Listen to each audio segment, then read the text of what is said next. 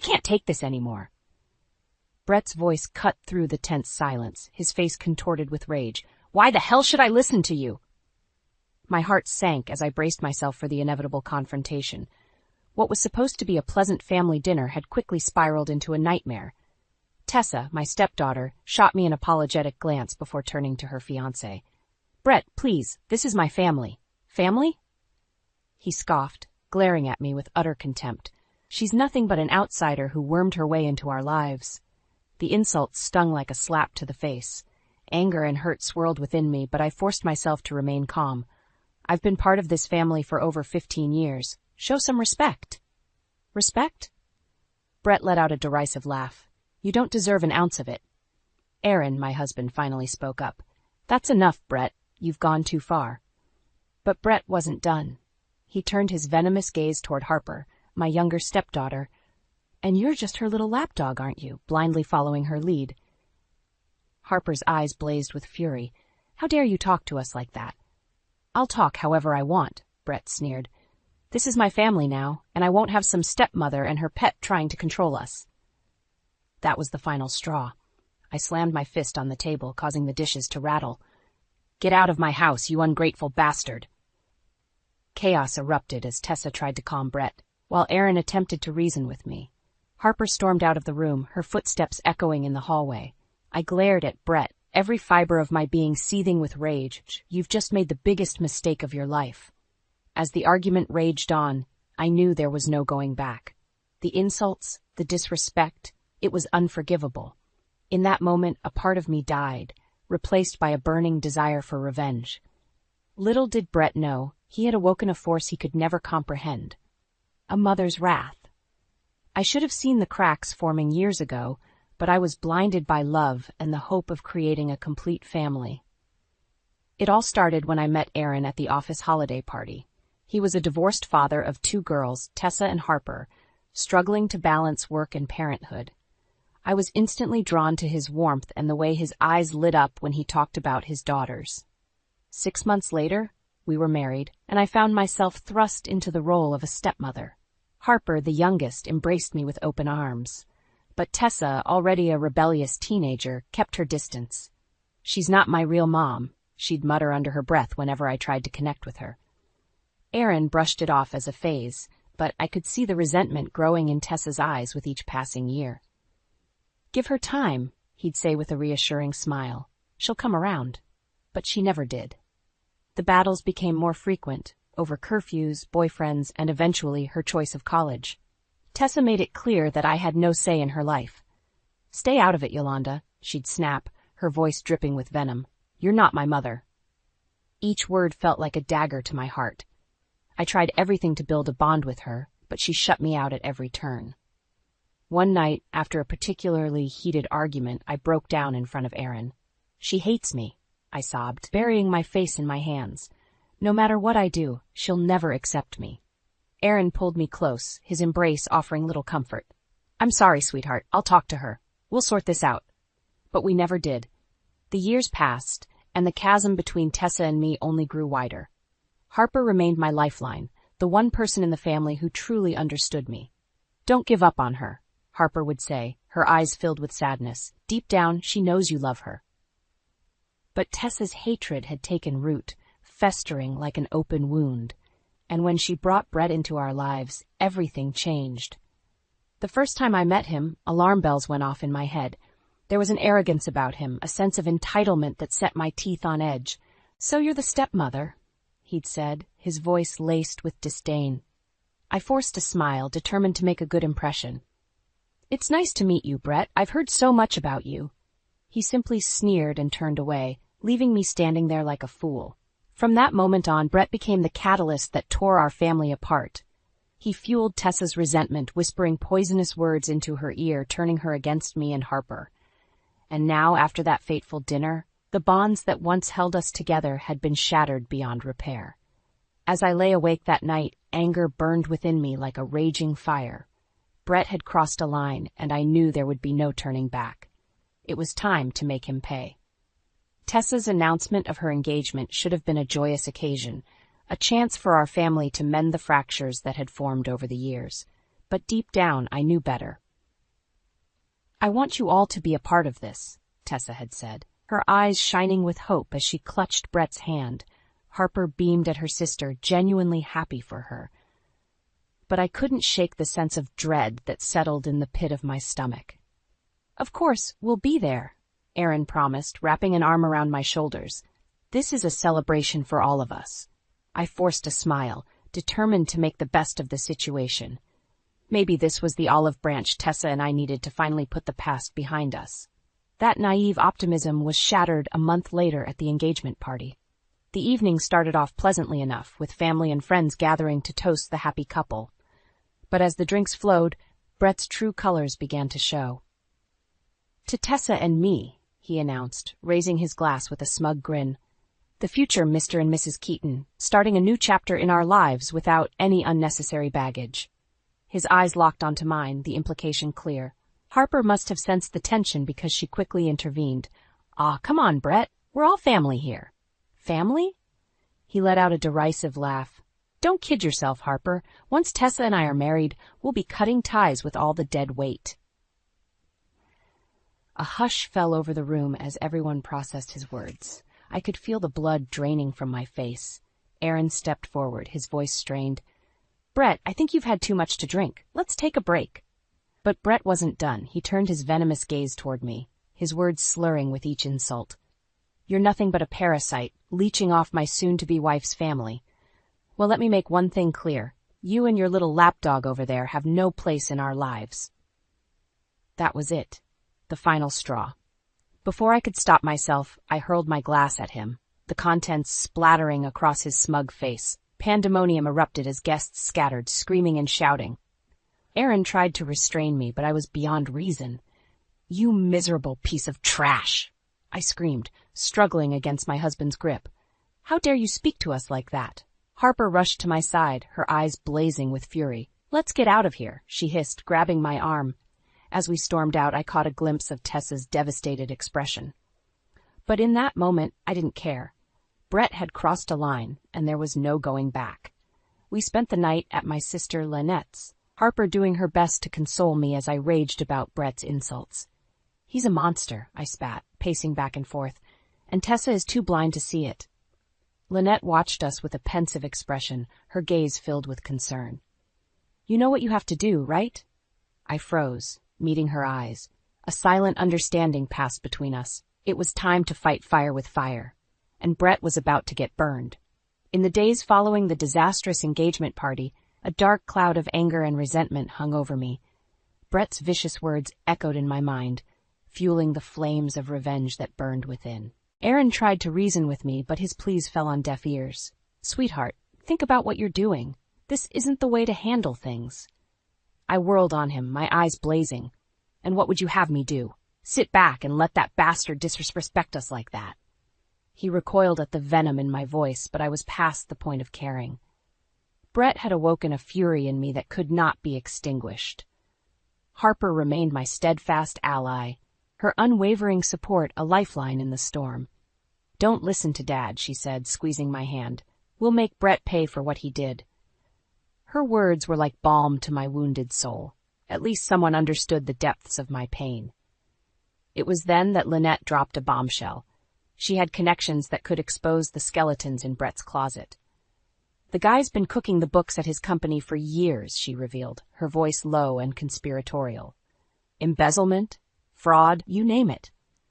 A wicked grin spread across my face. Perfect. It's time we brought that scumbag down a few pegs. Harper's eyes widened, but she didn't protest. Instead, a matching grin tugged at her lips. Over the next few weeks, Lynette fed us information about Brett's shady business dealings. The more we uncovered, the more my hatred for him grew. Aaron, oblivious to our machinations, continued his efforts to reconcile. Tessa's devastated, he'd say, his brow furrowed with worry. She needs her family right now. I scoffed at his words. She made her choice when she decided to marry that piece of trash. Don't expect me to feel sorry for her. The rift between us deepened, with Aaron growing increasingly frustrated with my stubbornness. But I didn't care. My sole focus was on making Brett pay. As the wedding date loomed closer, the tension in our household became palpable. Tessa's phone calls grew more desperate, He's pleading with us to attend the ceremony and support her. Please, Mom, she'd beg, her voice thick with tears. I need you there. The use of that word, Mom, sent a pang through my heart, but the wound Brett had inflicted was too raw, the betrayal too deep. I'm sorry, Tessa, I'd reply, my voice devoid of emotion. But I can't be there for you this time. Harper remained steadfastly by my side, her loyalty unwavering. Don't let her guilt you, she'd say, wrapping an arm around my shoulders. We're in this together. And together we would strike, unleashing a storm of retribution that would leave Brett's world in ruins. As the wedding day drew near, the calm before the storm settled over us, but I could feel the electricity crackling in the air, the promise of vengeance waiting to be unleashed. Brett had no idea what was coming for him. The days ticked by with agonizing slowness as Tessa's wedding drew near. Each time the phone rang, I steeled myself for another round of pleading and guilt-tripping. Mom, please, Tessa would beg, her voice thick with desperation. I need you there. It wouldn't be the same without you. I could hear the tears in her words, but my resolve remained unshaken.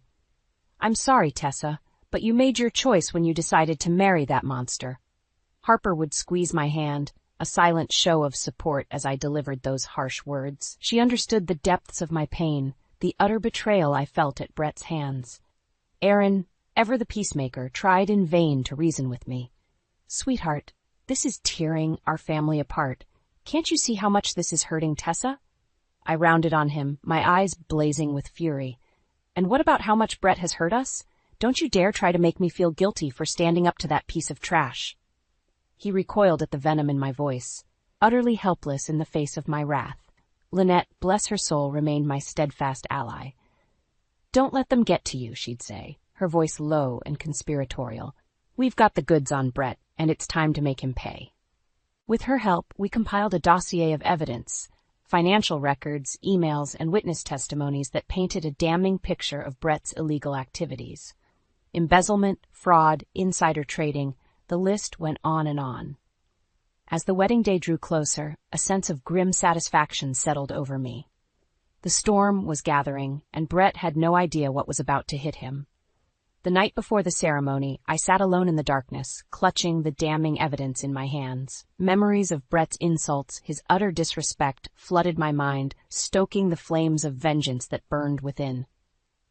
This wasn't just about teaching him a lesson. It was about protecting Harper, ensuring that she never had to endure the pain and rejection I had suffered at his hands. A soft knock at the door pulled me from my thoughts. Harper slipped into the room, her eyes shining with determination. It's time, she said, her voice barely above a whisper. I nodded, rising to my feet. Together we marched into the night, the weight of our mission heavy on our shoulders. As the first rays of dawn peeked over the horizon, the authorities were already in motion, armed with the evidence we had provided. Brett's world was about to come crashing down around him. The morning of Tessa's wedding dawned bright and clear, a cruel mockery of the storm that was about to be unleashed. Harper and I arrived at the venue early, slipping into the back of the ceremony hall like two silent wraiths. We kept our distance, watching from the shadows as the guests began to arrive. Aaron tried to approach us, his face etched with worry and confusion. Delia, Harper, what's going on? Why are you hiding back here? I met his gaze, my expression cold and unyielding. Don't worry about us, Aaron. Just enjoy the show. Before he could protest further, a commotion erupted near the entrance. Raised voices and the sound of scuffling reached our ears, cutting through the excited chatter of the guests. Tessa appeared, her beautiful white gown billowing around her as she rushed toward the disturbance. What's happening? Brett, where are you? That's when we saw him. Brett, disheveled and wild-eyed, being led away in handcuffs by two stern-faced officers. Gasps and murmurs rippled through the crowd as they took in the shocking scene. Tessa's face drained of color, her hands flying to her mouth in horror. Brett, what's going on? Why are you being arrested? He tried to struggle free, his voice a desperate snarl. It's all lies. Those bitches set me up. His eyes found mine in the crowd, and for a moment our gazes locked. A twisted smile curved my lips as I reveled in the sweet taste of revenge. The officers hauled him away, his curses and threats echoing through the hall. Tessa collapsed to her knees, great heaving sobs racking her body as the reality of the situation sank in. Harper gripped my arm, her eyes wide with a mixture of shock and satisfaction. "You did it," she breathed. "You really did it." I nodded, unable to tear my gaze away from the unraveling disaster before us. Guests were fleeing in droves, their faces etched with disgust and disbelief. Tessa's bridesmaids hovered around her, their expressions a mixture of pity and embarrassment. Aaron pushed his way through the chaos, his face pale and drawn. "Delia, what have you done?" I met his gaze, my expression unapologetic. I did what needed to be done. Brett got exactly what he deserved. He shook his head, his eyes filled with a mix of anger and sadness. "This isn't how we handle things. You've gone too far." But I didn't care about his disapproval. In that moment, all that mattered was the sweet taste of victory, the knowledge that Brett's reign of terror was over. As the dust settled and the venue emptied, Tessa remained a crumpled figure on the floor, her dreams and hopes for the future shattered around her. Harper squeezed my hand, a silent understanding passing between us. We had won this battle, but the war was far from over. Brett's downfall was just the beginning. In the days following the disastrous wedding, the news of Brett's arrest and the subsequent fallout became the subject of intense media scrutiny. Overnight, Tessa and her disgraced fiance became social pariahs, their reputations in tatters. "Can you believe this?" Harper would exclaim, brandishing the latest tabloid article with a mix of glee and disgust. "They're calling him the embezzling ex-fiancé." I couldn't help but revel in Brett's public humiliation, a sense of grim satisfaction washing over me each time his name was dragged through the mud. Tessa, for her part, remained holed up in her apartment, refusing to answer calls or face the world. Aaron tried desperately to reach out to her, but his efforts were met with stony silence. "She's devastated," he confided in me, his eyes filled with a mix of pity and frustration. "I don't know how to help her through this." I scoffed at his words, my contempt for Tessa's wallowing evident. She made her bed when she chose that scumbag over her own family. Don't expect me to feel sorry for her. As the weeks dragged on, the consequences of Brett's actions rippled outward, affecting those closest to him. Business partners severed ties, friends distanced themselves, and his once promising career lay in ruins. It was during this time that I finally confronted him face to face. Harper and I had made a habit of staking out his apartment, reveling in the schadenfreude of watching him slink home each night, a shell of his former arrogant self. One evening as he emerged from the building, his shoulders hunched and his eyes downcast, I couldn't resist the opportunity. Well, if it isn't the disgraced ex-fiancé himself," I called out, my voice dripping with disdain. He whipped around, his eyes widening in recognition and fury. "You," he spat, his hands curling into fists. "You did this to me, you crazy bitch." Harper moved to intervene, but I held up a hand silencing her. This was my moment, and I intended to savor it. "No, Brett," I said, my voice laced with venom. "You did this to yourself. All I did was expose the truth about the kind of lying, cheating scumbag you really are." His face contorted with rage, and for a moment I thought he might strike me. But Harper's presence seemed to give him pause, and he settled for hurling insults instead.